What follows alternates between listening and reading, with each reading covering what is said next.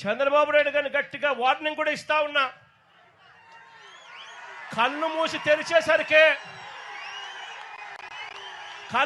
తెరిచేసరికే మరో 3 ఏళ్ళు అయిపోతుంది. వచ్చేది వైఎస్ఆర్సీపీ ప్రభుత్వమే.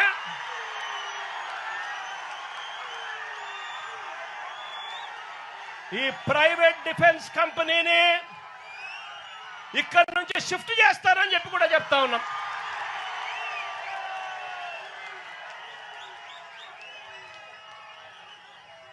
ఇక్కడ ఫిషింగ్ హార్బర్ ఇక్కడే కాదు, రాష్ట్రంలో కడతా ఉన్న 10 ఫిషింగ్ హార్బర్లు అన్ని కూడా మత్స్యకారుల సొత్తు అని చెప్పి కూడా ఈ సందర్భంగా కూడా చెప్తా ఉన్నా. దీన్ని ఎవ్వరూ కూడా వాళ్ళ దగ్గర నుంచి తీసేయలేరు. చంద్రబాబు కాదు కదా, వాళ్ళ తాత కూడా తీసేయలేదని చెప్తా ఉన్నా నేను.